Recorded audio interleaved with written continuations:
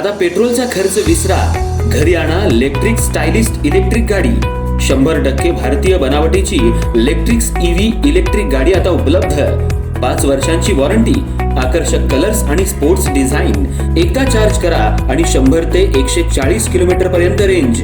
अत्याधुनिक सर्व्हिस सुविधा, लोन सुविधा सुद्धा उपलब्ध।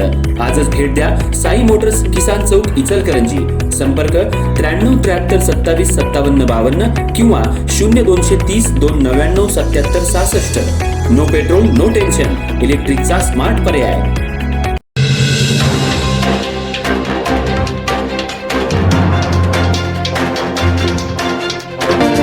इचलकरंजी शहरालगत असलेल्या कबनूर इथं गोळीबार प्रकरणी मोठी व्याप्ती वाढतेय। आतापर्यंत पोलिसांनी 5 आरोपींना ताब्यात घेऊन न्यायालयात हजर केलं असता त्यांची पोलीस कोठडीत वाढ झाली होती। पुन्हा आज पोलिसांनी 5 आरोपींना ताब्यात घेऊन न्यायालयात हजर केलं तेव्हा न्यायालयानं पोलीस कोठडी सुनावली आहे। बंदूक प्रकरणाची व्याप्ती सध्या वाढत आहे। इचलकरंजी शहरामध्ये कबनूर इथं निलेश कांबळे आणि शुभम सूर्यवंशी हे दोघे जण तवेरा गाडीत पिस्टल चेक करत होते। यावेळी अचानक गोळी उडाल्यामुळे निलेश कांबळे याच्या मानेत गोळी लागली होती। त्याला उपचारासाठी इंदिरा गांधी रुग्णालयात दाखल केलं असता ही बंदुकीची गोळी लागली आहे हे निष्पन्न झाल्यानंतर पोलिसांनी तपासाची चक्र फिरवत कबनूर दत्तनगर परिसरात बंदूक तयार करण्यात येत असल्याची माहिती पोलिसांना मिळाली। यात पोलिसांनी तुषार येरोडकर, शुभम सूर्यवंशी, जॅकी माळगे यालाही ताब्यात घेतलं।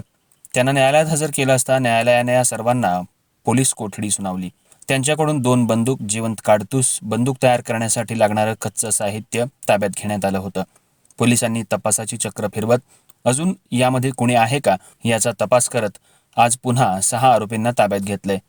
बिलाल मुल्ला, मोहसिन मोमीन, जुनेद शेख, युवराज पाटील, प्रणील आणि भाई माने या 6 आरोपींना न्यायालयात हजर केला असता न्यायालयानं पोलीस कोठडी सुनावली आहे।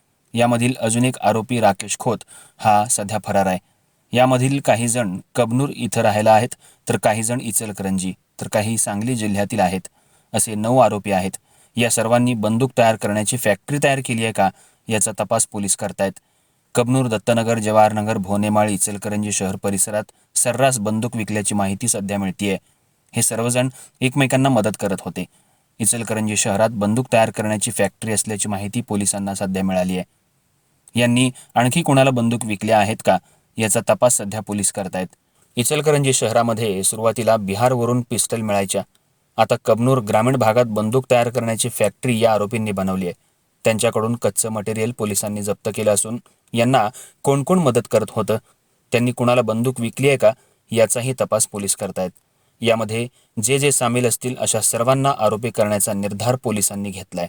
अधिक तपास पोलीस सहाय्यक निरीक्षक विजय मस्के आणि डीबी पथकाचे प्रमुख चव्हाण, सद्दाम सनदी आदी जण करतायत।